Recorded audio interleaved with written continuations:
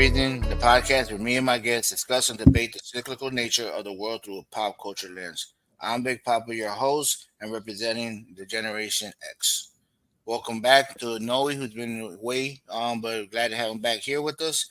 Noe, I hope you were able to catch some of the shows that we did. We had a great time. Wish you could have been there. Thank you. Good to be back. And of course, Noe represents the millennials, and representing Generation Z, we have Victor Jr. What glad to be back. We got a fun show here for you guys today. Again, as we enter number 8, we're on the home stretch of our 10 show initial season. I remember not too long ago, I had to call a house phone to reach someone. If they were not there, then we had to leave a message with someone or on a machine. If you were lucky, you would page it on their beeper. Or when a movie came out, you had to go to a theater or wait months for the VHS to come out.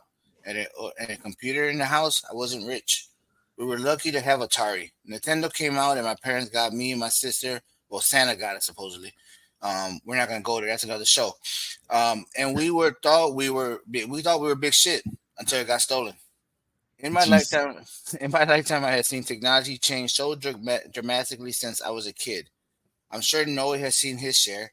Victor's probably used to it, but even at his young age, he's seen it change. Not to mention AI being the next big thing. Today, we're going to talk technology. Welcome to Rhyme and Reasoning.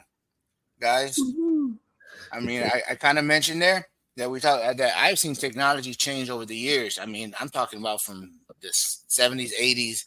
I mean, and then the 90s boom, and then the 2000s just seems like it just got on like a roller coaster, not a roller coaster, but a downhill momentum that it just kept changing and changing. And like I said, Noe, I'm sure you remember some of these changes, but Victor, Dude.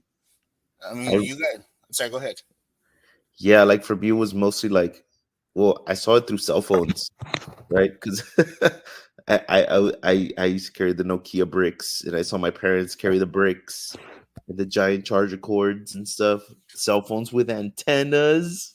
And then then I was able to see like the new the HD version of phones and stuff like that. So yeah, it's and other shit, of course, right? But that was kind of like my I was a big phone buff, so I would like that was my kind of telltale, right? That shit was getting crazy. And Vic, I know you've seen. I mean, we always got to look at the way you see things a little different. You know, we mentioned last week on the podcast, which Noe, I hope you were able to catch that one. We had a really fun episode with Detroit Lou. But we mentioned about getting cassette tapes. Yeah. And Victor said, "Well, it's something I really not haven't had to do." Jokingly, because obviously Victor likes vinyl records and he goes and buys them. And I have a cassette tapes at the house too. I've got my yeah. License to Ill cassette tape there. There you go, License to Ill. And I mean, you've seen things change even in your young age. I mean, I know that you have an old soul that you like to do vintage stuff, but you've seen things change over your 23 years. Yeah, I mean, like Noe said, too, phones has been like the big telltale sign that things are changing. Because I remember when you used to have a BlackBerry. Do you remember that? Yeah, that was the best phone. It's wild. Yeah, I remember when you used to have a BlackBerry, and then when you went from a BlackBerry to the first iPhone, and I remember that huge brick of a case that you had it in because it was your work phone. And it was in this huge case that probably had like half an inch on every side of just space. And I remember like you had it for emails, just like you had like it was basically what you use your BlackBerry for, but now on an iPhone. And I remember just playing games on it. And then as the years went on, and you know your work phone needed to be upgraded, you had the newest phone, the newest iPhone at least, and it just kept going from there. But and other things too. I mean, everything like everything's gonna be through the lens of what you had, right? When you graduated in 2004, I think they gave you an Xbox, and it became my Xbox, and then we became an Xbox family. And then throughout the years, as the new ones came out in 2006, we got the 360, and then in 2014 we got the Xbox One. And I think like 2 years ago they released the new Series X, but I stopped playing console games, so I haven't really caught up like that. But things have changed a lot. 3 console generations. I think we're on iPhone 14 now. 15. 15? That's crazy. And I think we should start there on the phones. I mean, I remember my BlackBerry.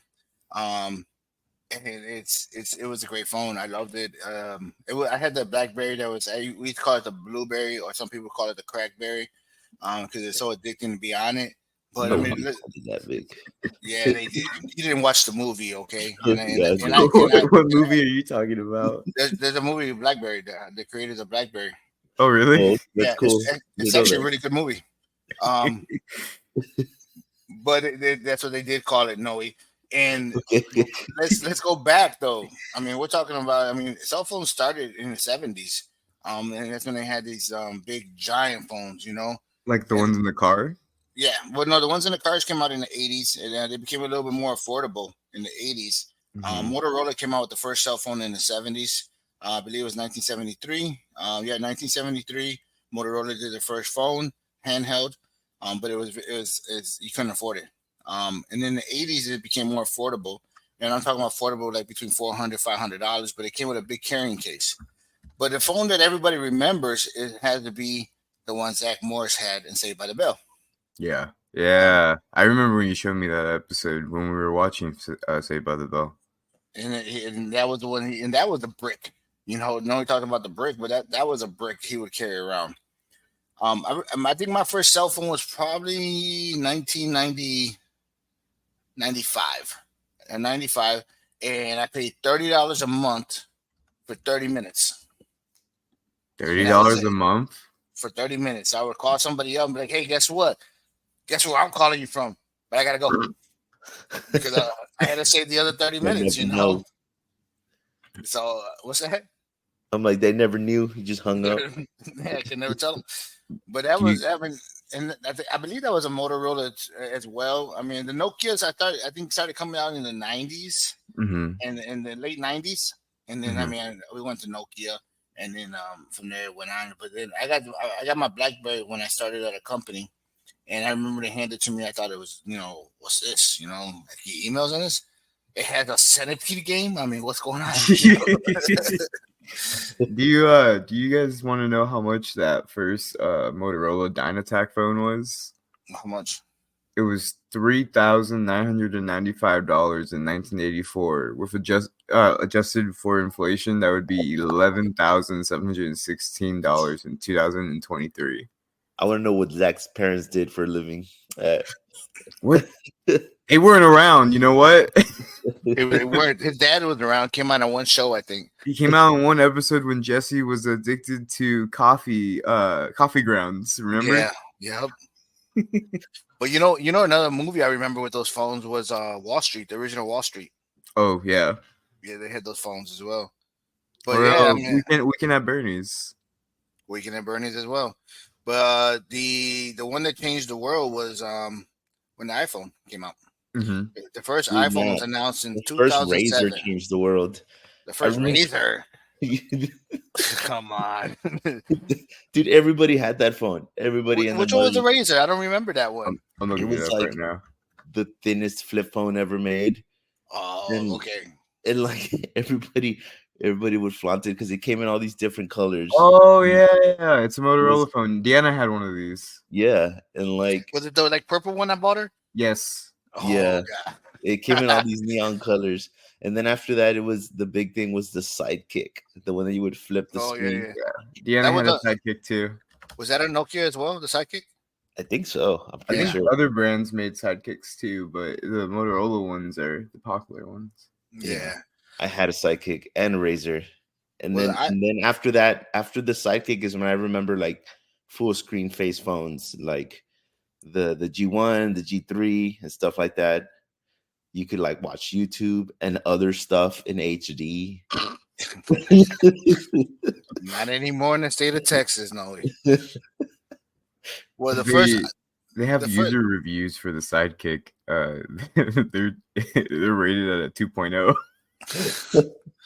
And it was Noe. It was me. Noe voted twice. Dude, it was so cool. You felt so cool just flipping that little screen. Like I'm about to send a message. You know what's made me laugh about those Sidekicks is that the way in the 70s and 80s when somebody would pop out a butterfly knife would do the whole Cincinnati. That's how you people with sidekicks thought you were. Like, You were so fucking cool. you guys thought you were cool, and then flip out your little sidekick and go.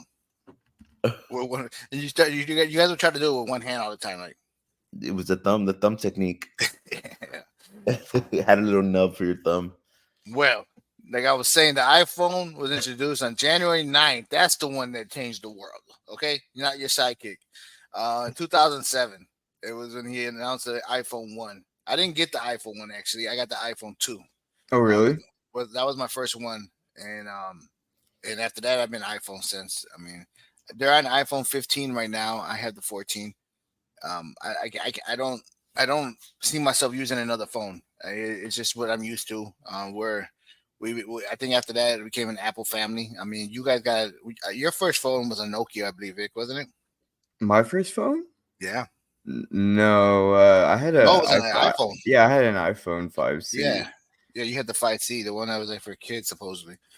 Well, it was just cheaper. It was. I don't think it was for kids. It was an affordable one. Yeah, it's the one that it's the one that you could afford to replace in case I broke it. That's what for kids means for Gen Xers. Yeah, Cheaper version of this. You have something cheaper. Well, I mean, and the phones. I mean, you look at them now. I mean, the 15. They're so delicate now. Still, holy shit! I can't believe that we're at iPhone 15, and like I'm as likely to break this phone in my hand right now than I have been my whole life. That was it 5C or whatever it was. Yeah. Actually, I think you took very good care of that for a while. Yeah, and it was like you said, cheap made. I take care of all my phones. It's my sister that doesn't. But I remember the iPhone like made such a big splash. Okay. Mm-hmm. And now it's got competition. It's got what's those other phones? You can't even think about what no. It was in my head, but I forgot the name. About Androids, Galaxies, the Androids and Galaxies and all that, and those type of phones are the supposedly competition. But I think the iPhone is just it does everything you need. I mean, I work on my iPhone. I watch YouTube on my iPhone. I listen to these podcasts on my iPhone. I don't listen to regular radio anymore. You ready for the kicker? What's that? People on Android can do all of that too. But it looks better.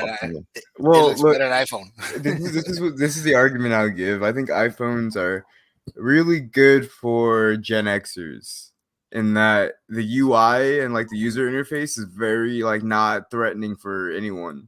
Like that's why like a lot of people like iPhones is because we've got all of our if you bought an iPhone at the Apple store right now, the first page has that like, you know, your home screen.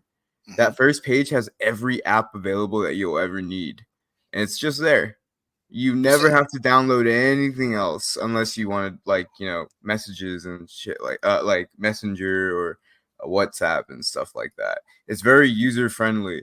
Androids, you can do a lot more if you know what you're doing. You can make things look cooler. You can change fonts. You can change animations. You can change like mostly anything. But iPhones, you know, they're simple. And they're like the digestible phone for the modern age. I used to say iPhones made me feel like they're telling me what to do. Yeah. I was an Android dude for the longest time and just recently became an Apple. How do you feel about the Switch, Noe? I honestly I like it because I have like everything else. Like I have a MacBook Air, I have an iPad. So it's all integrated. Yeah, so everything I do, like that was always an issue with Androids and stuff. I was like, man, I wish I could get this on my laptop, and I always had to bust out a cable or do something, you know. Mm-hmm. But like doing the graphic work and stuff that I do, or video editing and stuff like that, like it's so simple to kind of just use my watch or use like whatever. It's I held the line for so long, but the convenience of it just beat me, dude. So yeah. It sounds so sad because it's like we changed religions or something. Yeah, how do you like the Switch? I know. My chick used to roast the fuck out of me for having an Android. She would be like, "Let me FaceTime you." She'd be like, "Never mind. I'm just gonna call you through Messenger." Yeah. She would text you and be like, "Oh, it's still green. I see." Yeah. She was the one that actually gifted me the 14 Pro That's- Plus, and She got tired of the green text. for real, dude. She got tired of having my location. So now you both have iPhones, I mean, a lot of people who use WhatsApp, we communicate through WhatsApp. Mhm. But when you're texting with somebody on normal text, and the green text come up, do you not go, "What the fuck"? No, because I'm not an elitist. But it's funny.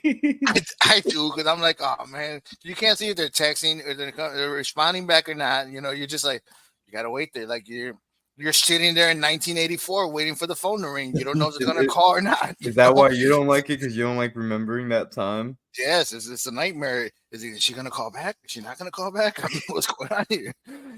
I mean, it was a pain in the ass back then. So I like the blue text, but I use WhatsApp more than anything. To me, WhatsApp is, and not until a couple years ago, I didn't know that Facebook had bought WhatsApp. Or I don't even know if they created or bought it. I don't know anymore. But I feel like that integration of Facebook and WhatsApp, and it's kind of like Noe said, having the Mac Air, the iPhone, and everything, it feels like it's perfect there. When Victor went off to college, I bought those portals. Oh, the Facebook portals? Yeah, Facebook portals, and just so we can communicate better, and probably didn't use it as much as we probably should have. I liked using it. I used it whenever I needed to cook, and I had it in the kitchen so my mom could show me how to cook. And it was a great thing to have. But right now that we upgraded, not really an upgrade, we updated the software on the portal, the same portal that I bought. Yeah, and it has WhatsApp and Facebook on there now. Oh, okay, cool. So you can call people through WhatsApp on the portal. So that integration. I think integration is a big part of the excuse me, let me repeat that. The convenience of having that is a big part of my generation that I like. That okay, I don't have to learn two different systems. I don't have to learn how to use this. It's so easy because it's right there in front of me. And yeah, you're right. The iPhone is easy. I mean, the iPhone, from what I understood, is considered the first smartphone, even though the BlackBerry was, semi-smart, I guess. I mean, I would consider. Do you remember that episode of The Big Bang Theory? Obviously, I didn't live this, but he had one of those PDMs or whatever. Mm-hmm. And but was that a phone? That was more like a Palm Pilot, wasn't it? Yeah, a Palm Pilot. That's the word for it. But wouldn't that also be I know it couldn't. I don't know if you could call on that or not. No, it was a smart device, but it was more of a login. Like you would log in your information, you log in your calendar, you log in your contacts, you log in your notes. But it was more of just a log. Not so much smart. It was just where you logged in your information. I see. But if we jump off phones a little bit, we start going to computers because that's what kind of brought all the new phones up, the tablets and the PDMs, the Palm Pilots. Yeah. When did you guys have your first family computer or computer at all? Who, us? Both of you guys, yeah. How old? Did we ever have a computer in the house? Yeah, we had a computer in the house. What were you saying, Noe? I said you confuse him. I was like confused right now. I was like maybe fucking, I don't know, like 10 or something. We had like a big old Dell with dial-up. I remember my brother using like chat AOL to talk with people from Australia and shit. It was wild. That's probably what our first computer was when Victor was born. Yeah, you didn't remember having a computer when I was growing up? I mean, I've had a laptop for work so many years that I could completely, But when he started saying Dell, I remember we had a Dell. Because when Victor was a baby, I went back to school to get my bachelor's degree, and I needed a computer. So we bought a computer, and that's how I did some of my online classes, and that's how I did my homework. And it was just like Noe said, one of those big old giant, the tube televisions with the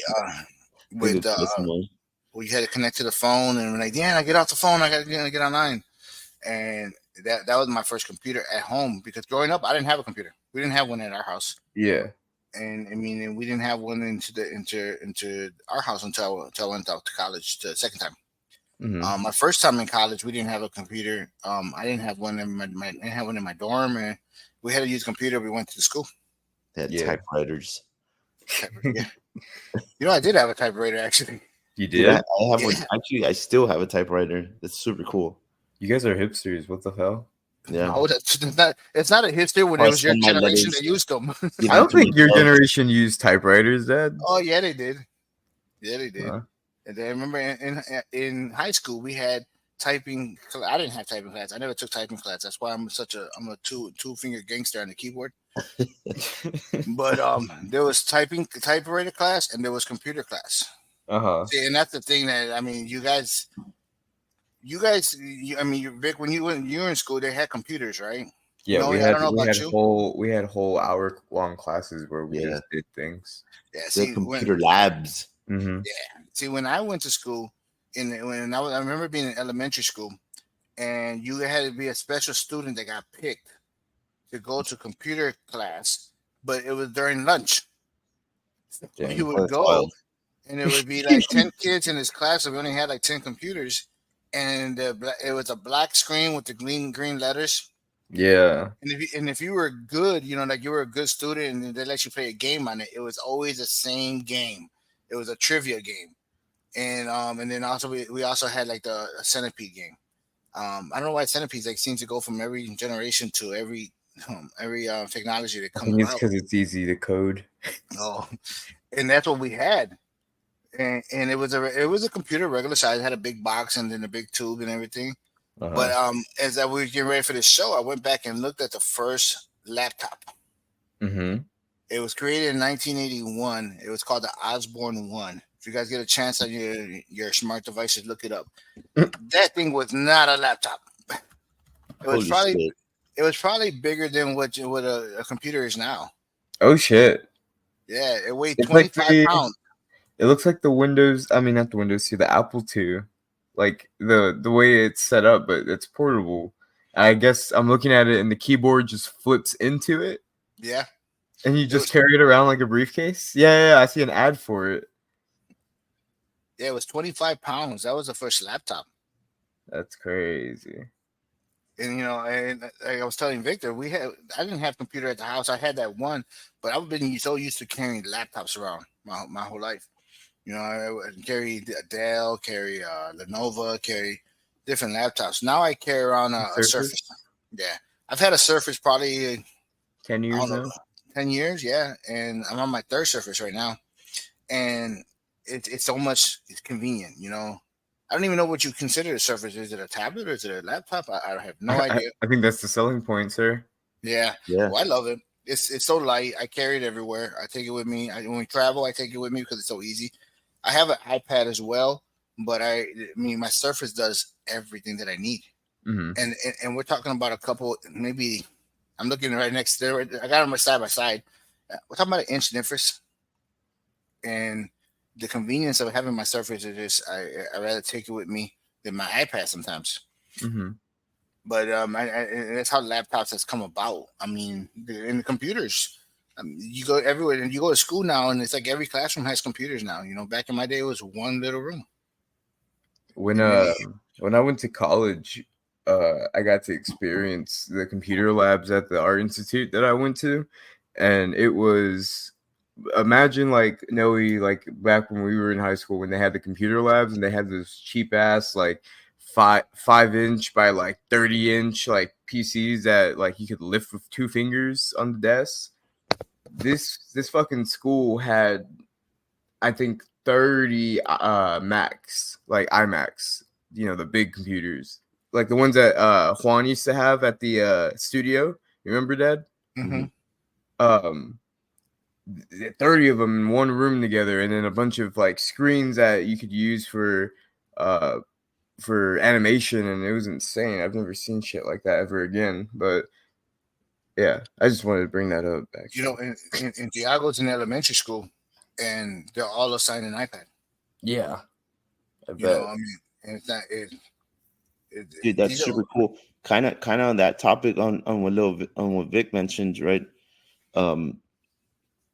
Like I've seen, I don't mean to go into comics again, but I'm a big like Todd McFarlane fan, right? And I love watching his videos now because he used to like pencil everything and ink everything, and now they just use like this big like animation laptop, like Mhm. it's basically a Surface, right?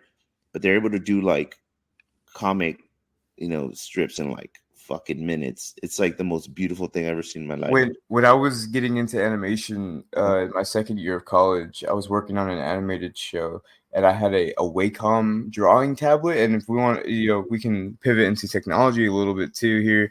These Wacom drawing tablets are insane. So I had like the lower end, right? I bought an $80 one just so I could work on some background work and animate some mouths. But I had a friend who was really good at drawing. Like I went to art school, but I'm not that kind of artist, but this guy was really good at it, and he had a drawing tablet. It was really just a monitor, like he plugged it in. It was like its own.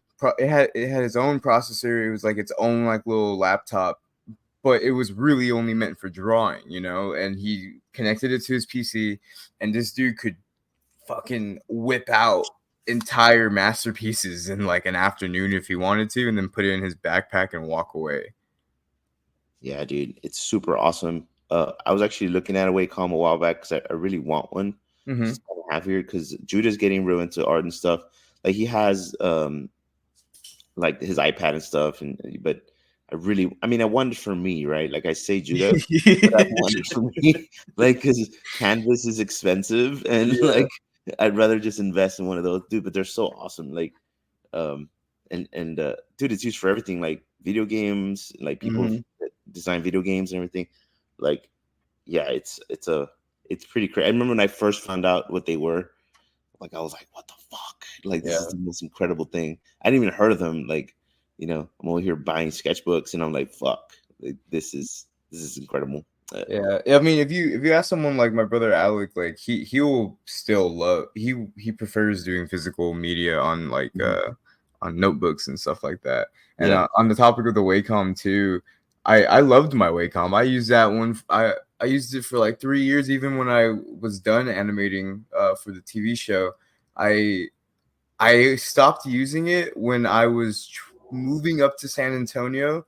And at the checkpoint, the Border Patrol agent went through my bags and threw everything on the concrete. And he broke my Wacom tablet. No. And they got upset that I was upset. So I had to leave. That's wild. I know. Let's put a pin in this because that's a potential lawsuit right there. They don't care. Fucking dude probably died of a stroke. On that positive note, we're gonna take our first break here, but you mentioned Canva in there, and the different systems that are out there that makes things that were like you had to pay for back in the day, editing and making. I sent Victor a flyer that I created, and I let my people at work use my Canva account, and they've been making stuff to put on LinkedIn as well. There are things that you had to you had to go to professionals. There's so much technology out there now that you can. Somebody like me can help make something. Like this podcast. Yeah. It's the technology has changed. Where, it's you look at old movies and you look at the stuff they use or the studios they will go into. Like I said last week, we're on the line with Detroit Lou. And he showed us a little bit of his studio, and one of the big things there was his computer. Yeah. And then he had all his plugins and everything else, and he had a beautiful studio. And you see everything and how technology has changed so much. And like I said, I guess I see it a little bit more because of my age, my young age, but technology has grown so much. We're going to take our first break, and we come back. We'll talk about some other things that technology has changed, like movies, games, and see what you guys remember and see if you guys can recognize the changes over the years. We'll be right back after a message from Ground Zero Jiu-Jitsu. Some guy named Noe runs it. I don't know. You guys heard of him? We'll take a break and hear from them.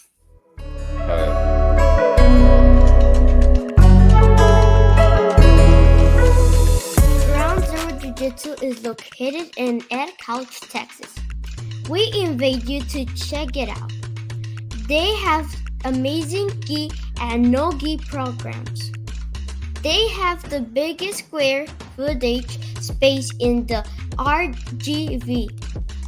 The second floor is for MMA. Bottom floor split between kickboxing, boxing, and jiu-jitsu.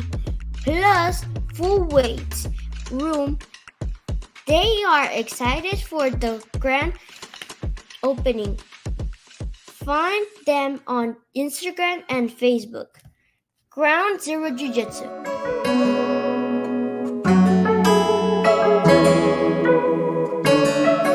Welcome back to Rhyme and Reasoning. We've been kind of going over technology and how we've seen changes. We talked about the laptops. We talked about the computers. We talked about the brick phones that Noah used to carry around. And we talked about the rest in peace of the BlackBerry, which was, once again, was called the Crackberry. And anybody can attest to that. Please let Noah know. I wonder what can you find out how the demographics are for like this podcast? Those people who do listen, like what their ages are. Like we can find out what generation is actually listening to us. Yeah, I have. It's depending. Okay. The shows that Deanna has attended, we have a more female demographic in her age range. Okay. And the shows when it's us, we have more of a male Generation X. I figured. Yep. So we're doing it, guys. We're doing it. It's working. So yeah, when Deanna's on, she gets some more. I guess her friends listen to, and they or people that she knows and they listen. Is more. We get more of a girls audience. And, Word. And girls don't like Noe, so famously. So as high we school nigga. it feels like high school all over again. Well, as we talk about the different technology and how it's grown, we have to talk about games. I mean, I mentioned in my intro there that I had the Atari, I had the original Nintendo, the one you had to blow into the cassette to make it work. Which I read a long time, not too long ago, that was actually not true. That it didn't do anything. But, yeah, in fact, you risk getting moisture in it. Yeah, so I don't know why we did that, but apparently we did. And that's I didn't have anything other than that. But if you go back to that Atari, or even Coleco before that, which is probably a name you guys don't know about, I remember there was a game called Breakthrough. And basically, it was just like a ball going back and forth on a square screen. And Breakout. Breakout, there you go. And you spend hours on that thing. I mean, hours playing that. And then, we got the Nintendo, Super Mario Brothers. It was like, oh my God, this is awesome. Look at this little guy running across and he feeds that mushroom, he grows up. And it was it was innovative. Yeah, like, how they do that, And then I watched Victor play games through the years, and he would play the different games on the Nintendo and the the Xbox. Sorry. Yeah, I didn't have a Nintendo growing up. My grandparents had my mom's old Super Nintendo in the basement of their house. So if I ever wanted to play old games, I'd have to go over there. And honestly, it was only like Legend of Zelda 2, and I never made it past the first like little stage because there's this dude that was there and he was like, you can't go, you have to be older to come through here. I didn't know you had to go do something else. I was like, whoa, shit, I'm only 5 years old, I can't play this yet. You took it literal. I took it literally. That's great. Noah, what was your first system? Do you remember? Yes, I do. Well, I had Nintendo, Super Nintendo. I'm a big fucking game nerd, so but like my first system, because those were all shared with my brothers, was a PlayStation 1. It was $19.99. I got it with Silent Hill 1 and Resident Evil 1. Solid games. Forever changing my life. Did you ever play Metal Gear? Yes, I did. I played all the Metal Gears. I actually recently bought the like the HD remakes of them too. I just haven't touched them. Oh hell yeah, that's cool. Yeah, they're remaking Snake Eater and stuff. So, but yeah, And I love PlayStation. you know, Not we never had PlayStation, and in our house it was always on the Xbox. And Yeah. before that, before growing up, I was always Nintendo. And I told you guys in the past that I don't know if it's me or part of my generation that we would stick to the one brand and we would stick to it as far as like that's what we had to use. We Mhm. talked about the iPhone. So we had Nintendo, so I would not go against Nintendo and buy a Sega. Those of you who don't know, Sega was a competition for Nintendo. Yeah. I believe it was Sega Genesis or something like that. Yeah. They had the Genesis, the Dreamcast. I think that's when they ended. And then we came with Xbox family. I would have never picked to get a PlayStation. I was like, we're sticking to Xbox. I'm very racist in my house. Sticking to this. Shit. and then the iPhone, Soviet like. What's that? No, nothing. But as the game systems got more and more advanced, I mean, it became to the point. I think now you don't even have to buy games anymore. I mean, it's pretty much you download them, right? Yeah, you can. You can very much do that. They sell PlayStations and Xbox. Well, not yeah, they do. They sell both PlayStations and Xboxes that don't even have disc drives anymore. You just buy all the games on the store. Yeah, and I mean last year, Vic gifted Thiago the what was the thing? Vic? My Switch. The Switch, and we're at the me and Liz are at Target looking at the little games and just kind of like, okay, which one do we buy them? And I'm sending Vic messages like, is it okay to buy him this one, that one? And then I find out that I could have bought it on the Switch. Yeah, he doesn't even have to carry the little games around because the games are like that big. Yeah, I mean, they're he'll lose them.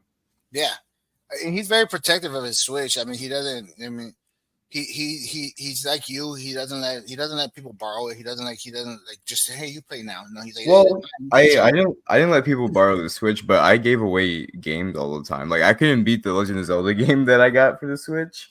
I literally made it to Ganon, and I was in school. It was the last week of school, and everyone was around me, and I just couldn't do it. And I just never picked up the game again. And I remember a month later, my friend was like, "Hey, dude, like, did you beat it?" I'm like, "No." He's like, "Can I have it?" I'm like, "Yeah, dude, fuck this game. Like, I'm done." It's because when you get to the giving up. when you get to the third stage, if you didn't bring the right equipment, you're fucked, and then you can't go back and do anything else because you already made it there. It's fucked, dude. So just give up on the whole thing. But I mean, and the other day he said he was using my phone. He said, "Can I download this game?" He downloaded Call of Duty. I mean, and the graphics are good. So it takes me back. I mean, I get the flashbacks. What they call those people when they come out of war and they get those PTSD, shell shock. Yeah, flashbacks. I get those PTSD moments when I look back and play. I remember sitting there playing that what's a break wall, but whatever it's called. Breakout. When the little thing going back and forth, and he's in there, soldiers, and I'm like, this is Vic playing Call of Duty. Just like this is just like Breakout. Like, yeah, exactly the same. Just a couple different graphics changed. I mean, but the same idea. When my dad's watching Thiago play Call of Duty and a flashbang goes off, I know it just goes into Breakout. I know. Or Centipede. I mean, same thing. Centipede. He's trying to get through the soldiers. It's Centipede trying to get out. And what's that other game? That I used to remember is I think it was called Asteroids.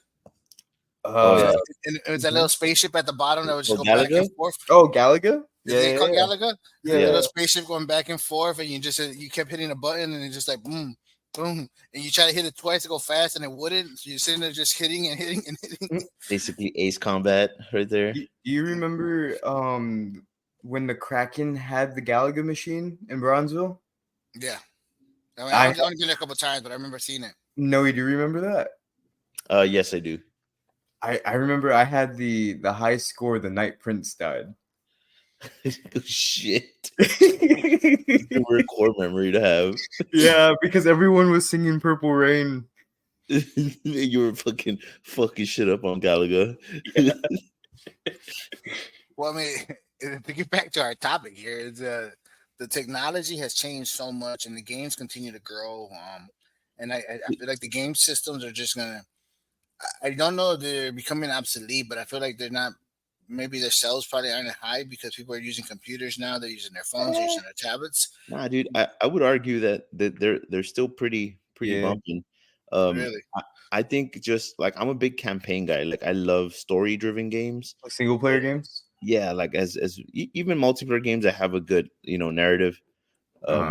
But what I'm not liking is like this whole like there's certain like companies, game production companies that are starting to like use ads and starting to games as a service. Yeah, and like microtransactions and stuff where it's kind of it kind of kills the whole vibe. Like, right, like you've already commercialized this enough to where I bought the game for $70, and now I have to keep spending money. You know what I mean? I've always loved Call of Duty. I've always and the latest Call of Duty, like I always buy the Call of Duties for the story, right? Like I'm a huge fan of like Soap and all these characters that I grew up playing. Yeah. But it literally now feels like it's like fuck the campaign. It's all about the multiplayer. And you can even see it like when you jump on, like if you jump on the campaign, very simple menu, start campaign, pick a level, and then these very like interactive, like colorful menus for the multiplayer, which is cool. Like I understand, but that's kind of my downside to it. Like the whole playing online idea of things is somehow overshadowing. Now, mind you, there's still big flagship narrative games like The Last of Us, Resident Evil. You know, like if you played Resident Evil Village, the game's a fucking masterpiece. You know, but it just visually is an incredible thing to see, like as an artist and as a story dude. But also like at least for me, like I feel like that whole online part of it and the microtransactions and them just trying to like squeeze all this money out of players, kind of sucks, but I just try to stay away from those type of games as much as possible. Are you familiar with like microtransactions and all that, Dad? Hearing Nelly talk about it, I've heard the conversation. I didn't know it had a title, but I know that as early as 10 years ago. Yeah. I had a driver that used to work for us at the truck company. Are you talking about the FIFA guy? Yeah. Yeah. He would come in and tell us how he spent like $1,000 paying for some soccer guy, and he spent this money. And I go, why?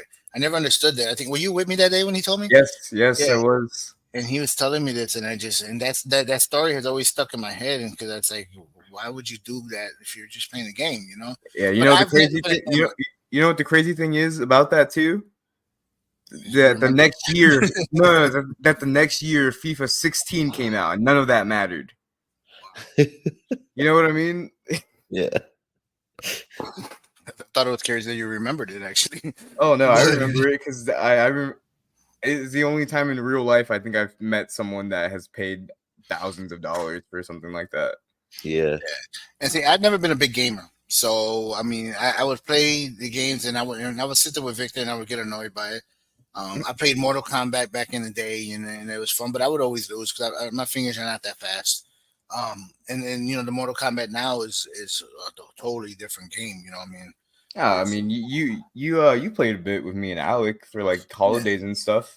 Yeah, it's fun, but I rather in those days and nowadays, I rather spend the money and then you guys enjoy it, like you and Thiago, than me going out there and say, you know what, I want to buy this game for me. Mm-hmm. I'm not a gamer like that, It's one thing that I think I never got into as much.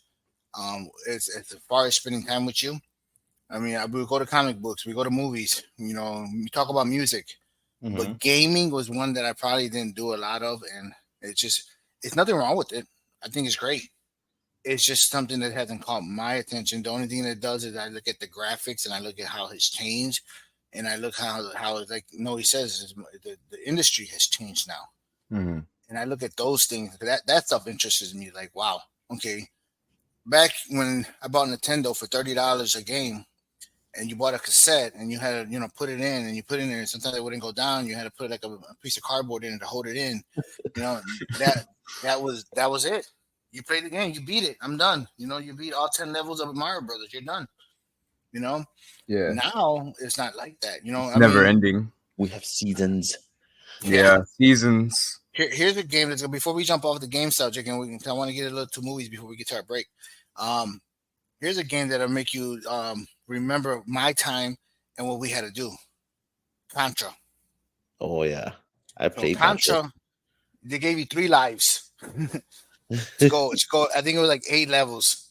Well, obviously you're not gonna beat Contra with 3 lives, right? So then you had the famous code up down side left right A B something like that. And I don't even know I don't even know the full code, and somebody's gonna send me a message on the comments saying you're incorrect. You know, because we've got a couple of those messages, by the way, guys. Good. And Keep them coming. I don't read them. but they're mostly towards me. So What? Okay. because What did the Contra code do? I don't the know. Contra gave you 30 lives. 30? Yeah. And you had to do so. It was like one of those games. I played Contra, but like one of the remakes years later, I guess. But like you had to beat all 8 levels on 3 lives. That's the game. That's kind of cool.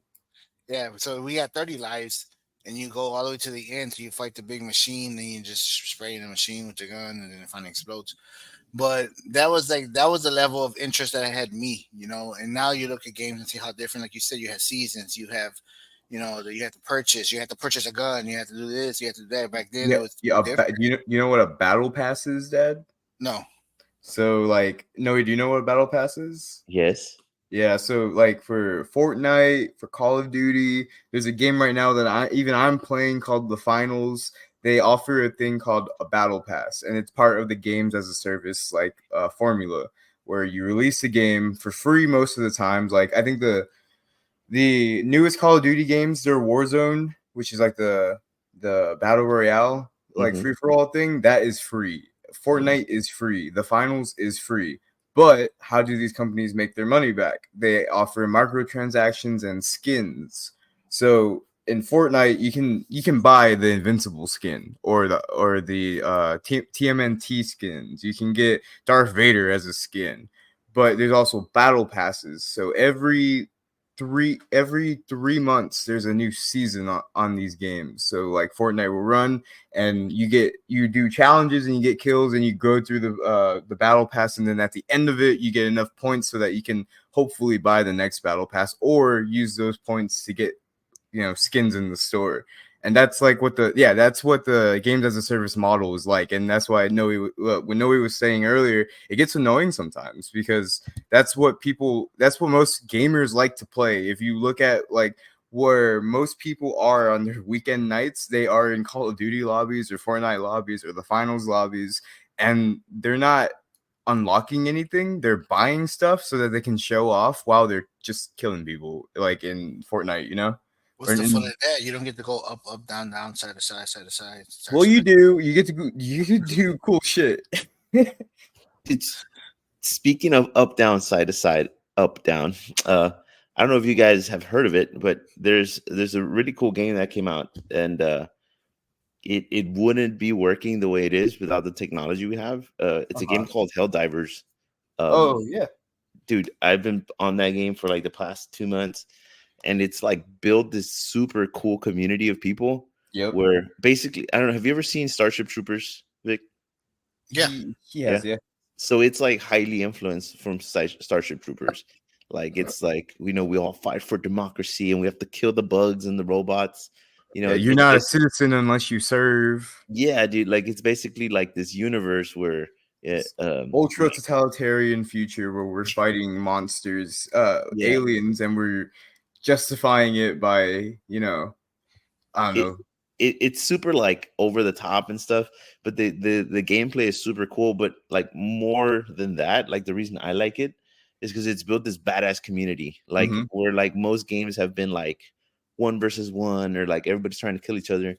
Here we're all fighting for the same goal. Like they'll drop like weekly or bi-weekly like major orders, like this planet has been overtaken and we have to get it back or whatever, right? And if as a community, if we're able to do that, right, we get like either updated updated weapons or mech suits. But if we lose, there's also like major changes to the story and stuff like that. So it's like super fucking cool. The developers are like all over social media because they're also super fucking cool. But that wouldn't be able to happen at such a big like level the way it's happening without like internet, right? Without this connection, a worldwide connection of people. Sometimes I play with guys from Argentina, guys from fucking, like Australia. Like it's super fucking cool. Like it's super cool to hear like this Australian guy like for democracy. You know what I mean? Like it's fucking dope. Like I don't know. And we're gonna get on the internet and before after our next break. But I think the games it does, in Noe's famous words that come off of this podcast, it's a whole nother show with games. And before we get stuck on just games here, there's one more topic I wanted to talk about before break, and it's technology within the movies. The way the movies are, even in animation or in the superhero movies or the action movies. You mentioned that Starship Troopers.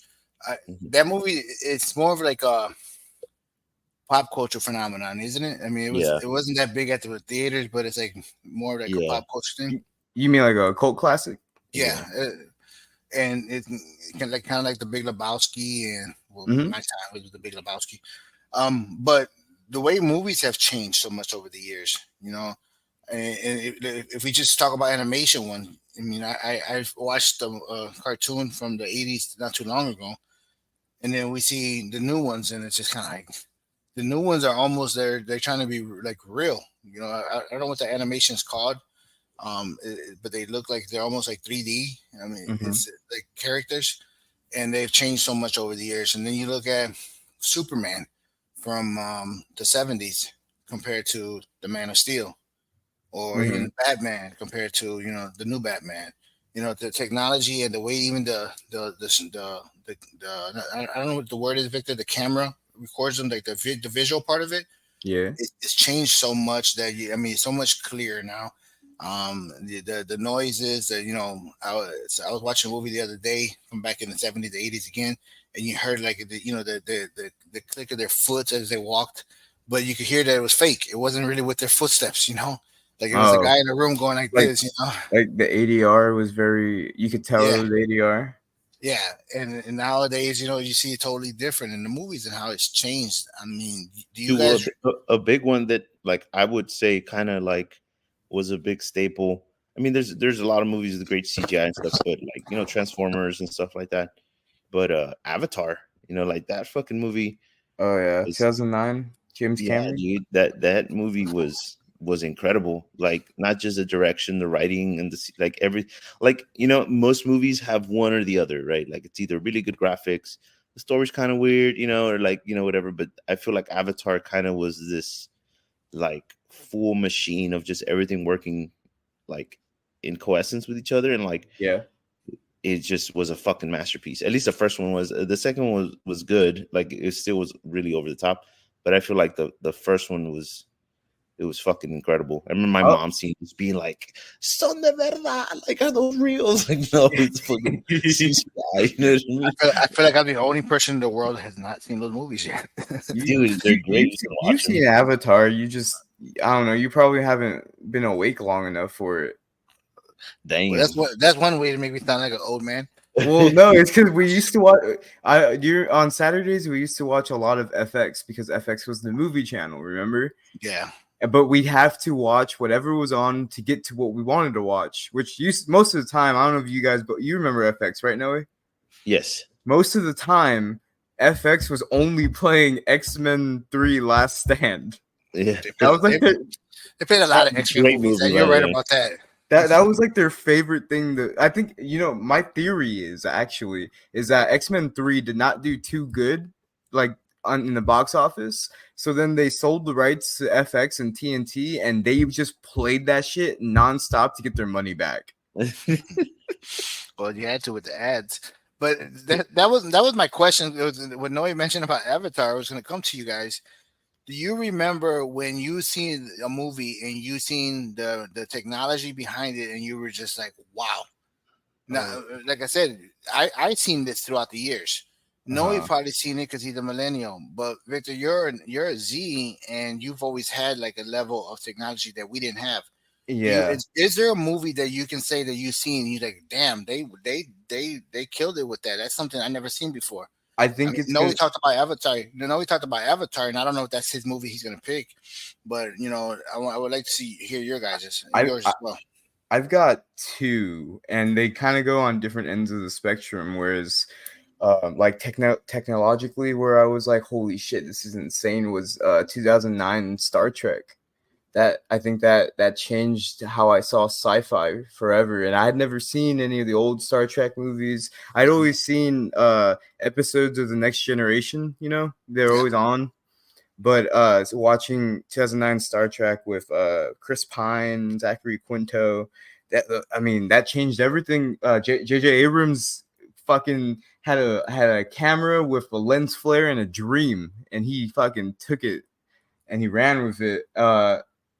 They also did a lot of what I did a lot of reports in college on rear projection movie making, which is I think we talked about it in our movie episode where you have a subject and then you have a projector in front of that subject that's projecting scenery in the background, and you can it's basically like a green screen, but you can have your subject feel like they're in that scene, and they can act better. A big complaint is that when Sir Ian McKellen was doing the Hobbit movies, after Lord of the Rings, he was acting with no one, because all the hobbits and all the dwarves that were in those movies, they did their scenes separately, and then they keyed them in post-production. So it was a lot different of a filming experience. But the one movie that I think about the most that opened my eyes, it wasn't even on like a technological standpoint. It was more like a practical standpoint. Like the CGI was not big on it, but it was what you could do with what we have in the real world. And it was Hellboy by Guillermo del Toro.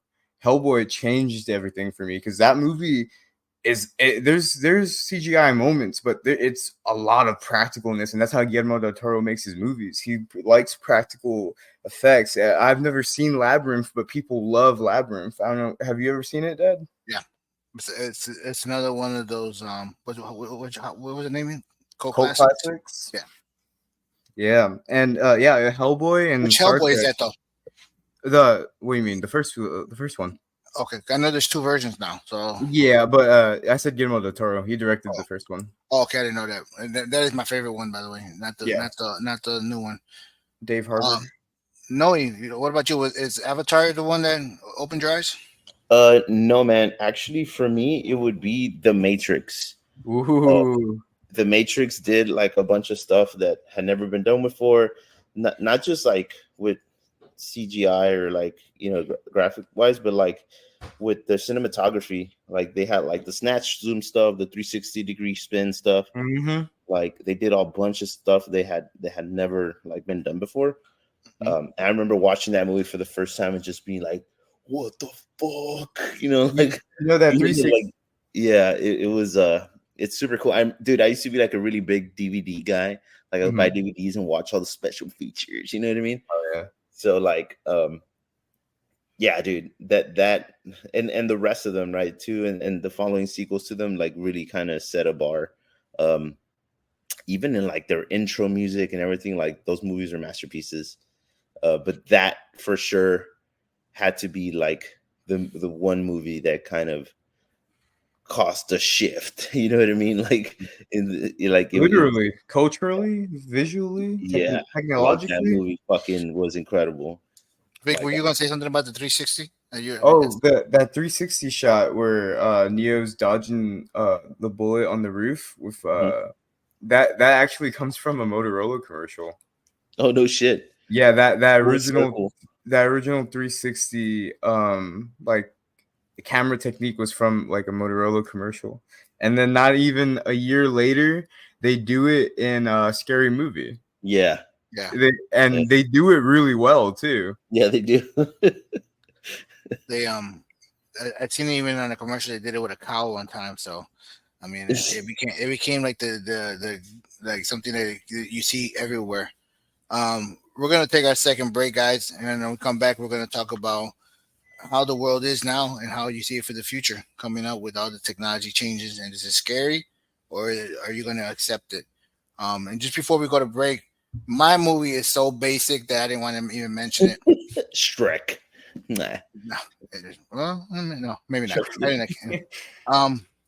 No, it's honestly just like Transformers. When I seen that one, I was like, how do they do that? I mean, you got these things that are actually shifting shapes. And you make it look so real.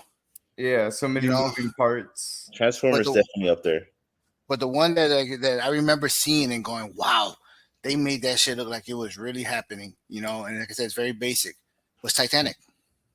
Oh shit. Because they had to build half a ship for that supposedly, and they made it look like you. I mean, you watch that movie, you don't think you're on the studio. You think you're watching them on the ocean. You think you're on the Titanic. Yeah, fucking Rose. Never gonna forgive her. There was room on that piece of wood. I mean, come on. Fucking Fort Jackson, they're trying to be a gentleman. She's like, no, stay off. You're okay. You stay in the water. It's not that cold. You are already too cold. Yeah, I mean, did you call Leo Jackson? Jack. Oh. No, Jack. It's Rose and Jack, right? Yeah. I thought you said Jackson, but you meant Jack in. Jack in, yeah. Yeah. But fucking Rose. Fucking bitch. Never liked her. All right. We'll come back after this break. Like I said, talk about some more technology, guys. Hi, everyone. We are Virtus Apparel. At Virtus, we believe that fashion is more than just clothing, it's a form of self-expression. That's why we offer a wide range of stylish and comfortable outfits designed to fit seamlessly into your lifestyle. From casual wear to athletic attire, Virtus has you covered. Our collections are crafted with quality materials and attention to detail, ensuring that you look and feel your best in every situation. So whether you're heading to the gym, meeting friends for brunch, or simply relaxing at home, choose Virtus to elevate your look and embrace your individuality. Visit our website at www.virtusapparel.shop. And now, back to you, Victor. Thank you for choosing Virtus. Welcome back to Rhyme and Reasoning. We've been having fun today talking about technology, and we've been kind of going into a nostalgia trip.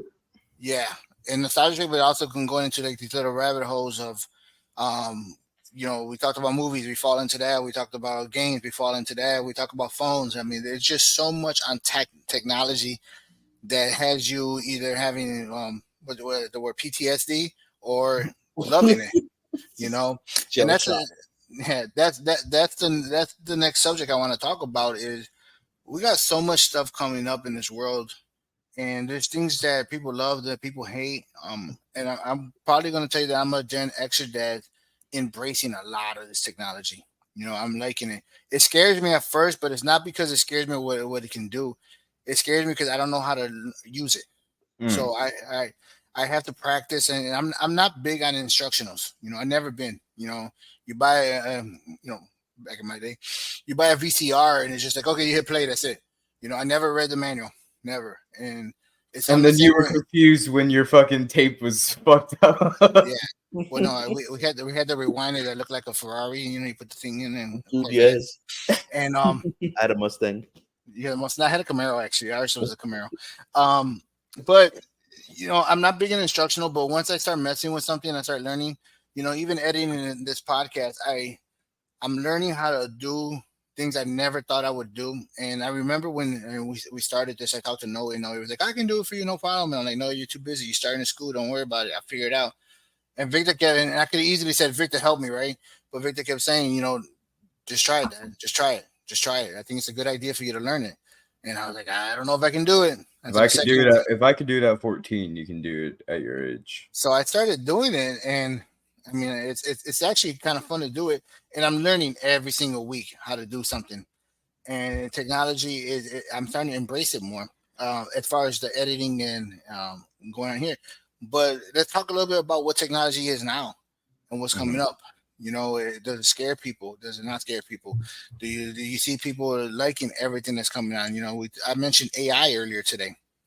And AI, obviously, people don't know it's artificial intelligence. It's close to what a computer can do to think like a real person to help to help think of what you think you were gonna do. And AI is really big in my industry right now. Is it? Yes, those of you who don't know, I'm in the logistics industry, and AI is huge right now. I went to a conference in Mexico City about 2 months ago, and every other talking point was AI. Damn. I And didn't think about that. yeah, AI is huge right now. Everything from warehousing. What are they? Yeah, are they using it for like organizing warehouses and booking loads, or just like the warehouse? Warehousing, booking loads. AI is getting really big into the plants right now. Where Yeah. you're not even gonna need the people who order the parts, because AI is already thinking ahead of time of how many parts have you used, Yeah. how many parts have you used, how many parts are you gonna need, and is everything gonna go on time? And then okay, we need to order some of these to get these here, and then put the order into the supplier. That's good, because my material services sucks at my job. They don't order on time at all. They never remove shit off the trucks. I'm always waiting hours for parts that I need. So Stupid humans. Yeah. his name is probably Noe. But yeah, it's huge right now, and it's growing. And I went to another conference in about 3 weeks ago, and they talked about AI again. And not only is just in the shipping, it's in the production, it's in the transportation, it's in the ordering of trucks, it's in the scheduling the trucks, it's in unloading, offloading. I mean, one thing that kind of like I looked at it and I said, at first I said, "Uh-oh," and then I said, I kind of like it. You said Well, uh-oh, and then turned to Nick and said, "Count your days, buddy." No, actually, Nick wasn't at this conference, but the second one he was, and he was like a kid in the candy store. When it comes to the technology stuff, Nick is like a kid in a candy store. He loves hearing all that stuff, and he's got his iPad and his pen, and he's writing everything down. That's cool. But in Mexico City, there was a conference I went to where they had the docks, and there was a forklift. It wasn't controlled by a forklift driver anymore. It was controlled by AI and the guy inside in the office. So if I'm sitting in there and the truck pulls up, I can put in there, unload, and then put the information in. The forklift, like as a robot, would go in there, unload the truck, put it in its locations, and document everything that went, because of the scanning. It scanned everything and put it in its location, and then it went to my computer and showed me where everything's at. Wow. So you don't even need forklift drivers in the future, as far as that goes. And I'm not saying to take away jobs from anybody, but you need people to operate these things. Yeah. So if you don't embrace the technology, you're gonna be like, oh, like you're just gonna be left behind. You're gonna be like the dad from Charlie and the Chocolate Factory. Yeah. Still haven't seen that movie. But it's the technology is coming up. It's coming up fast. I mean, I talked about it with Noe as far as the systems he uses, the editing, and and I mentioned it. We're getting to the last couple podcasts for this first season here, and I like saying what we talked about in this podcast, but we talked about it in the podcast with Badoy, is how he used to love drawing and everything while he was working for me, and now I see him drawing, I see him doing all this stuff using the computer systems, and he's making money doing it now. Mm-hmm. I see all the advertisement for Ground Zero, which I'm gonna assume here that you're doing all of that. You're doing all the artwork and everything. I mean, you see all that, and I mean, this is professional level stuff. Noe did some flyers for me a couple months ago for the company, and I posted them on LinkedIn and on social media and those things, and he did it professional work, and this is something he did from drawing on a piece of paper when he was little, growing up, and now using computers. Technology has grown. I mean, how much you use it on a daily basis? Dude, I use it every day. Like now literally my day job is doing that, and just to touch a little bit on AI and stuff, like when I'm kind of stuck on an idea or something, you know what I mean? Like I use AI a lot. It'll to derive images or ideas, stuff like that, color schemes. There's some parts of AI I'm not too like. I don't like that it's in everything now. Like in Facebook, like sometimes I try to search for something, or like. Have you guys been on Google? Yeah. That's the most annoying part, I think. Is that Google has a new AI feature. I don't know if you've seen it, Dad. Where if you were to Google something, it takes from the internet and it gives you an answer instead of the most clicked on. Which is what usually happens when you Google something. the AI feature sucks. Like it'll pull a lot of information from Reddit and like a bunch of forums, and it'll give you like the worst thing ever. I think I saw one the other day where it was like, what should I do if I don't feel the need to be alive anymore? And the Google response was, you should kill yourself, because it was like the most common reply to that question on the internet. Of course it is. Hate from Australia. Yeah. Yeah, it's so that's kind of the downside to stuff. I don't really like that integration of AI, but as far as me personally, like I use it a lot for designs and stuff. And something really cool. I'm gonna go ahead and tell you guys what I've been doing is I've been teaching AI jujitsu since I'm trying a new teaching method with ecological or constraint-led approach to run my jiu-jitsu classes. It's very different than traditional training, right? Like the idea is to step away from move-based teaching because that's not how humans learn stuff, right? Like it's really hard for a person to follow 15 to 20 steps to do a move. But I've taught AI like general jiu-jitsu mechanics. And now, like, I basically have AI watch jujitsu instructionals, and then it creates part of curriculum. Like, it's a lot of game-based drilling that we do now. So basically, the whole class is a live class, but we're doing certain games. For example, like get past the legs, get chest to chest, or you can only, if you're on your knees, you can get chest to chest or chest to back, like little things like that to kind of broaden and speed up learning jujitsu. That's pretty cool, man. So I'm using AI to create these games, and it's the only thing is that AI doesn't know jiu-jitsu. Like it's such a complex thing. It sometimes it goes off the rails. But if I teach it, right, if I talk to AI first and tell it the mechanics and how things work and the rules of jiu-jitsu, it's able to create games. Sometimes not to perfection, but at least enough to where I can take it. And run with it. Yeah, and make something viable with it. So as far as that goes, like I use AI for that, and it's working really fucking well. So I guess AI is like I think your mic unplugged, Dad. Is it better? Yeah. Sorry about Put that. it up. Boy, yeah, I was drinking my coffee. Sorry, I didn't want to hear you. You guys hear me drink coffee. I woke up early to go get coffee. I think AI is like any great thing. If you use it correctly with the boundaries, I think it can be something that can be very beneficial. Just, like Victor said about Google. I mean, if you're going to put on there, like, I hate my life and everything, and I don't know what to do. I mean, yeah, they're going to tell you something stupid like you kill yourself, but you have to have your own intelligence as well, right? So, like Noe says he's using it for jujitsu, and he says sometimes he doesn't know exactly what he's talking about, but he has to adjust to the situation. I think AI is it's a computer. It's not a person. You can't substitute the mind of a person. Our AI tries to be very close to it, but you can't. And I think that as long as you don't take it for like changing the world, like it's gonna make my decision every day now. No, you got to make your own decision, but you can utilize it to help your decision become more broader or open your mind to say maybe I should try this, I should try that.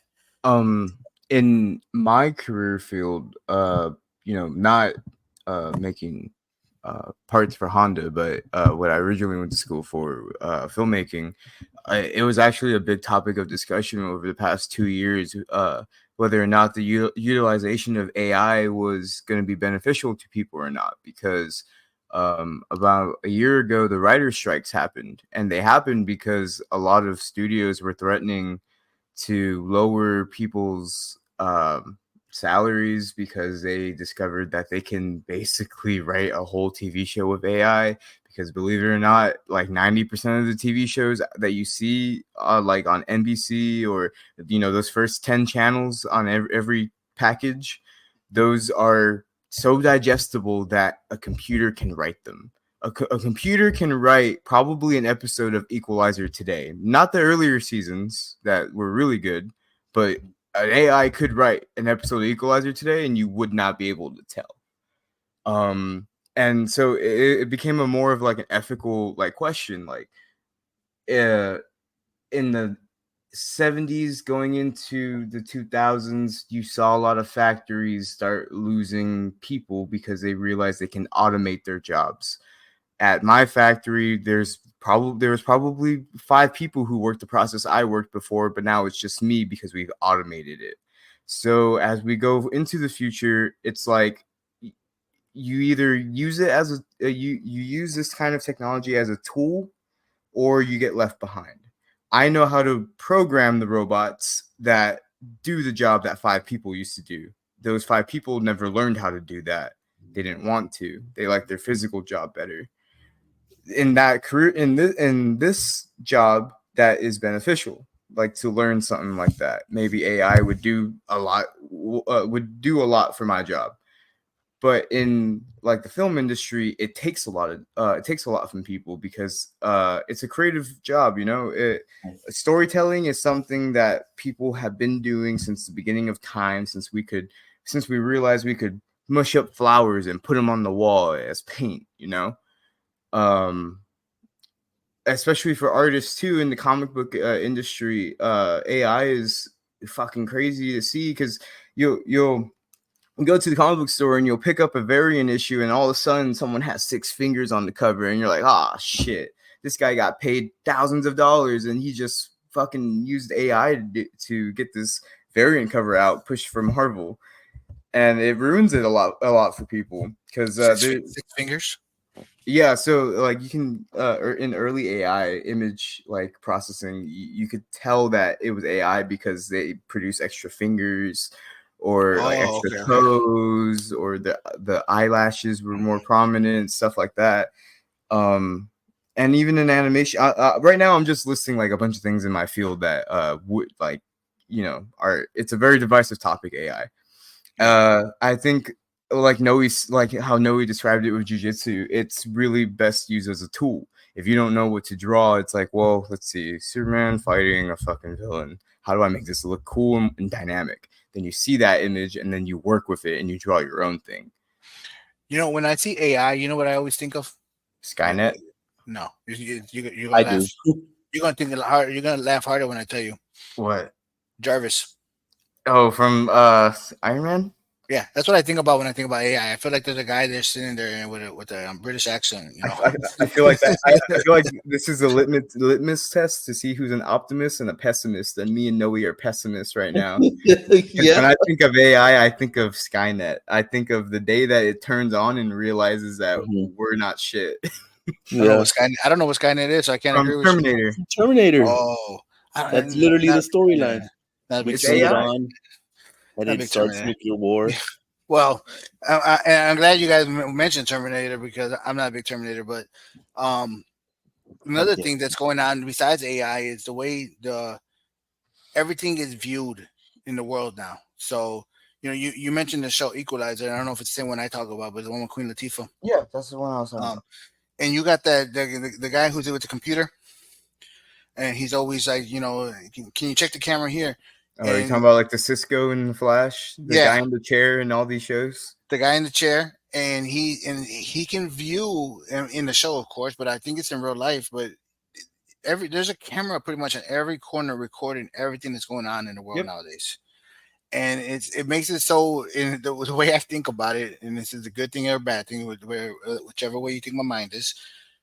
You can't do anything anymore. Like I feel like if you do a crime, you're gonna get caught because there's something watching you. Like, you know, like I'm gonna go rob the store 2 blocks away, but I'm gonna put my mask on over here for nobody sees me. Well, there's a camera catching me putting my mask on, and then I'm gonna go rob the store, and they'll be like, "Well, 2 blocks away, we seen you put the mask on. How can that be you?"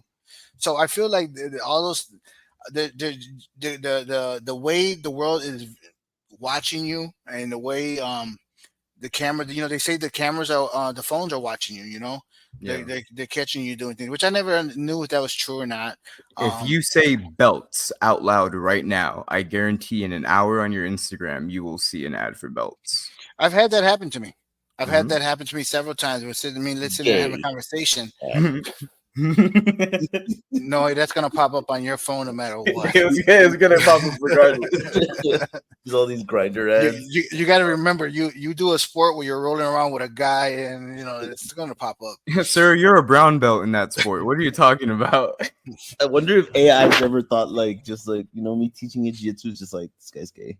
Real quick before we move on, if you guys want to commit crimes and want your mask not to, you know, you don't want people to see, put a reflective tape around it. The cameras won't catch you. Perfect. I don't understand that one, but okay. Civic. I do. Okay. And I'm sure a lot of our audience will. Well, no, because a lot of our audience has been my generation, so we're all of the audience is sitting there like, what the hell is Victor talking about? Google request mistake. Well, I mean But, that's what you were saying about the cameras. yeah, it's and not just camera. I think it's recordings, it's the phones, it's every we talked about laptops earlier. Every Mhm. laptop has what? A camera. Camera. Every and, the portals, the tablets, and we have cameras that watches the house now. Here's a good thing. Let me put this example for you before we finish the day today. We had some break-ins recently here in the neighborhood. It happens about once a year. It's we get some guys that want to come in and just I so the- still have the Nextdoor app for back home, so I see all the break-ins and stuff. what is the Nextdoor app? Second time I heard that. You're far behind. You need to download it. Crack I heard- door ass. I heard it. I heard it. They don't have that app on my BlackBerry. No, I heard it on the Connors. I've been watching the show The Connors. Not old, it's new, and they talk about- I've seen the Connors. They said the Nextdoor app, and they say that they're Nextdoor. And it's funny because the two people were kissing in the truck, and they go, "Yeah, I seen on the Nextdoor app. They said the hillbillies next door were going at it in the truck." And I go, "What is the Nextdoor app?" But anyways, back to the subject.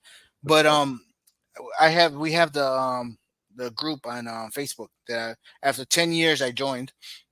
The Creekwood group? Yeah, I'm sorry, not our address. That's not our address. Cut that out. No. Well, doesn't matter. There's a bunch of them. Anyways, but yeah, there's the group, right? Yeah. And and Facebook, and they were following each other, and they kind of like, hey, this dog's, we found this dog, and our house doesn't belong to anybody, or this and that. Well, we've been having break-ins. Like I said, it happens about once a year. Every time somebody tries to come in, so the whole conversation came up about making it a gated community again, and blah blah blah. Okay, all subjects. And so they started talking on the app, and you start seeing people saying, "Well, here, my camera caught this. My camera caught this. My camera." They got the car. Yeah. And then the other day, behind our house, Vic.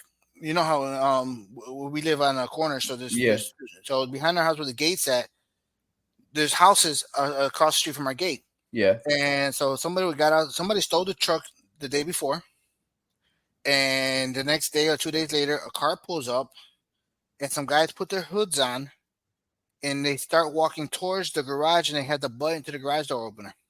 For which house? One of For the houses? One of the houses across the street. Oh shit! So you used to have a friend that lived across the street from us, and like 6 houses down. Okay. Yeah. And because they stole the car, they stole the garage door opener. So one of the cameras caught this, and a guy seen it, and he posted it on there and called the cops. Yeah. So the cops came and said, "Okay, well, did you guys get license plates or anything else?" Everybody jumped on the Facebook thing and said, "Look, I caught it here. I caught it here." They got the guys walking across the street. They got the type of car. They got the license plate. They got everything. All the use of the cameras in the area. Where the fuck was this when they took our gun? Yeah, that's what I said too. But that just shows you technology, right? It's grown so much. I mean, there's so much positivity to it. I mean, and the cameras nowadays a lot of them have the AI technology where it shows you how many cars are passing, how many cars are going by, what type of cars, how many people in and out the house. Right. That's what traffic lights use. Yeah, really?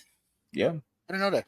They're on a timer, but they do gauge how many cars are passing. That way, they can just fucking give it to the lane that's waiting. So I mean, I'm gonna have to get this Nextdoor app, but I mean, the technology is helping us with on the Facebook stuff. It makes me feel a little safer. Obviously, I took the garage door openers out the cars.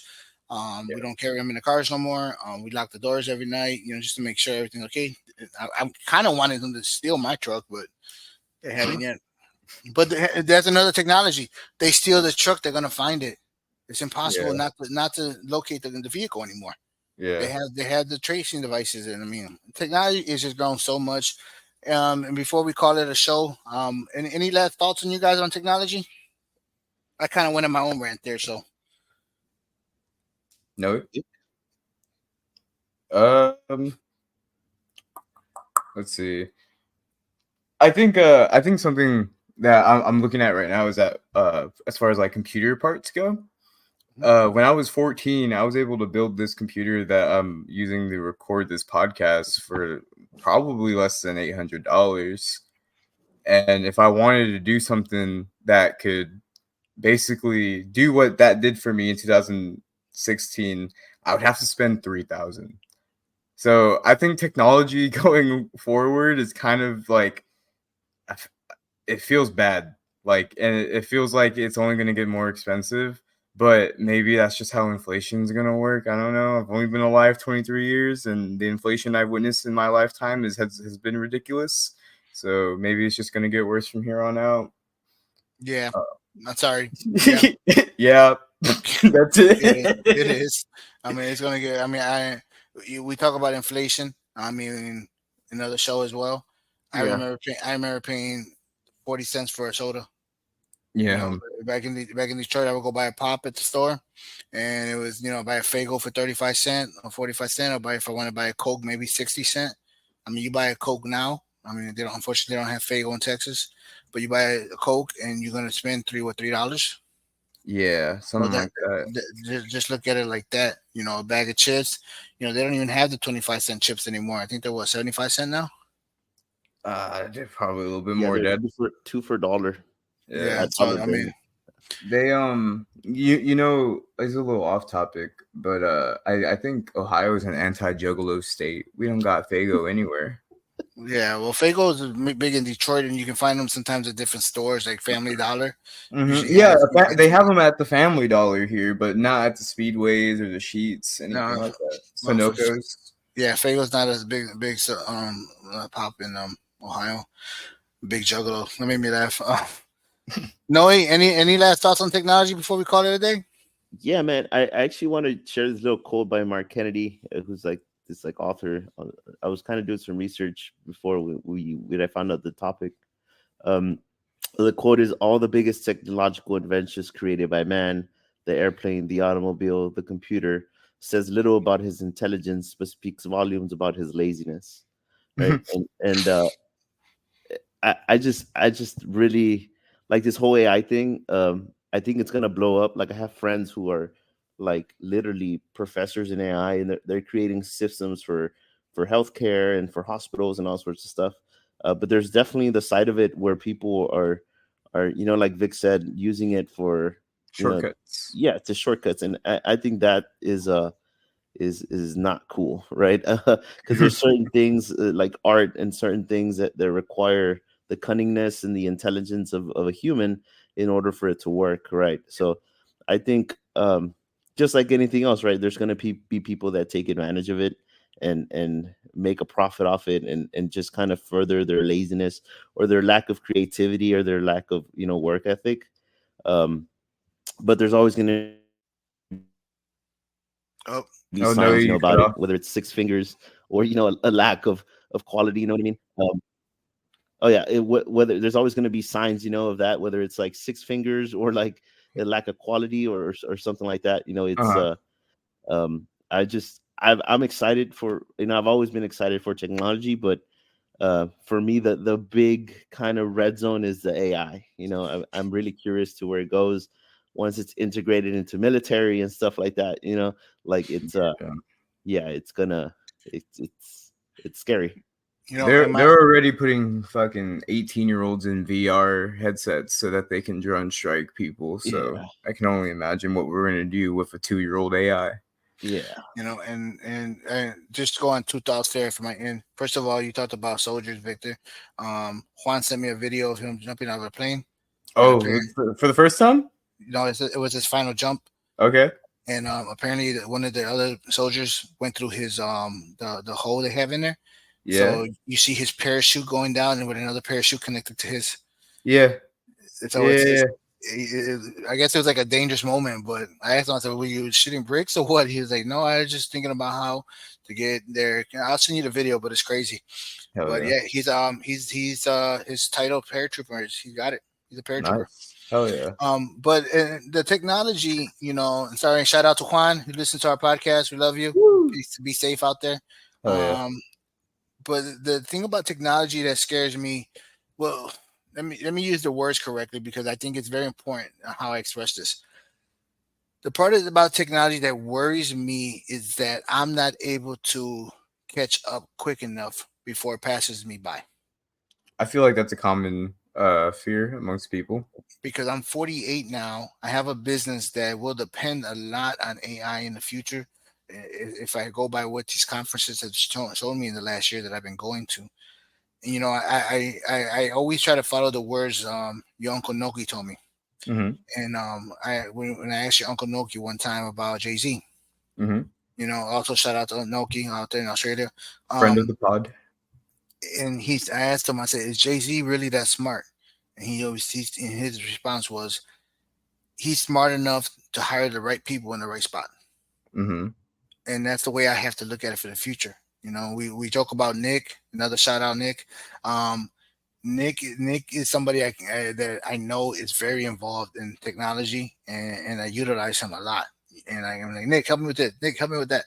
And I try to educate myself in the technology, but sometimes I feel like it's passing me by because unfortunately I am getting older. You know, I'm 48. I mean, I look good for 48. Don't get me wrong. You know, but the technology is passing me by, and I feel like sometimes I'm too late. You know, And I'm setting my ways too much that I'm not able to, you know, get out my own way. So that's what I was going to say. Go ahead, Vic. My last point here is that, you know, 10 years ago, they were talking about the self-driving cars and how big they were going to be, right? And even in your field, people were talking about self-driving semi-trucks. Mm-hmm. Then 10 years later, here we are, and these self-driving Teslas keep crashing. They keep fucking up.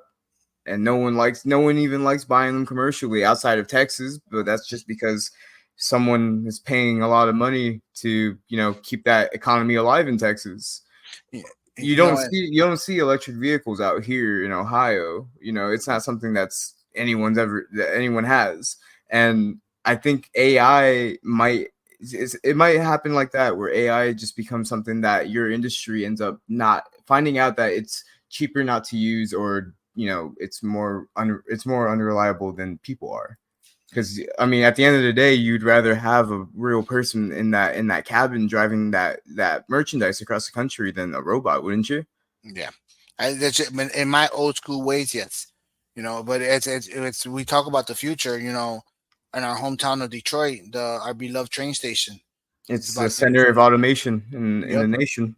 Yep, and it's about to open its doors publicly next week, which hopefully you can get up there soon and check it out and take pictures for me. I've never seen the inside of the train station. So you said it's opening next week? They're opening to the public next week. Do you know if it's on the weekend?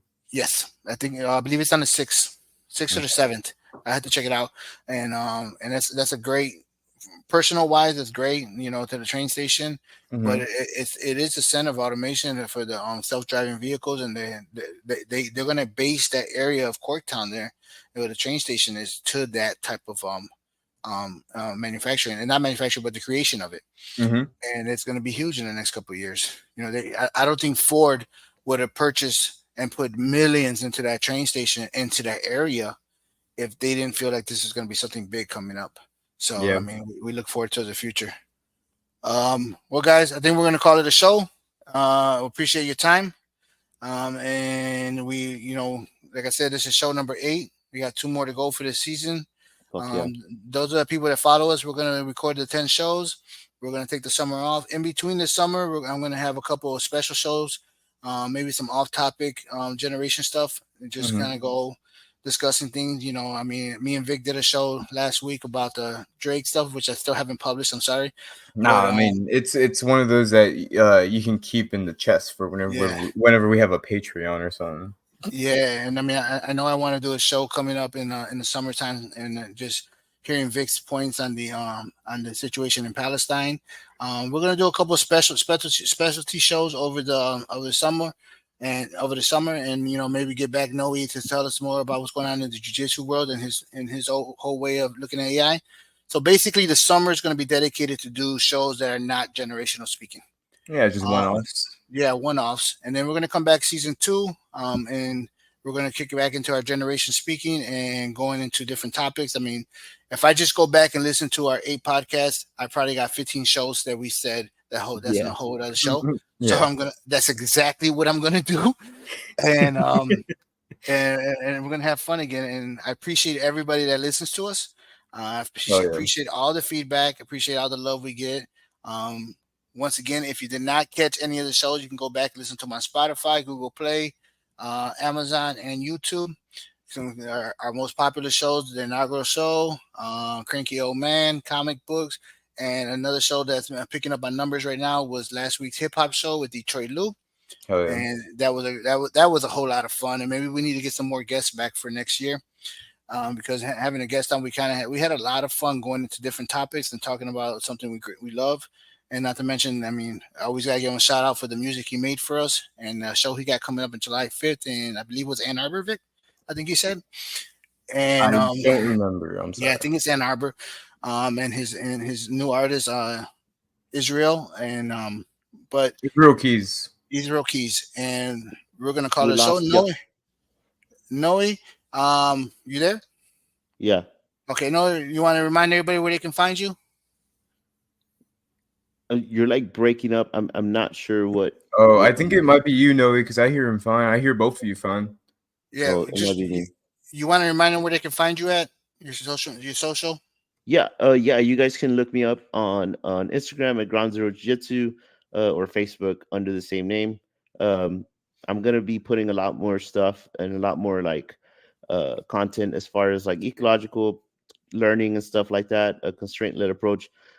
Taking a trip next month to Maryland to train with Greg Sauter, who is kind of like the spearhead for ecological training. So if you're interested in like learning methodologies and just getting better at jiu-jitsu faster, just keep an eye out for that shit. Hell yeah. Sounds good. And Victor, I know what your response is, but you want to remind them where they can find you? Yep. My Instagram is going to be on whatever posts they put for this episode, and that's where you'll be able to find me. And you can reach any of them through our Instagram, Rhyme and Reasoning _podcast. We like to post reels and talk about, and also share Ground Zero Jiu-Jitsu stuff. So make sure if you have any questions on that, you can always follow them through our Instagram.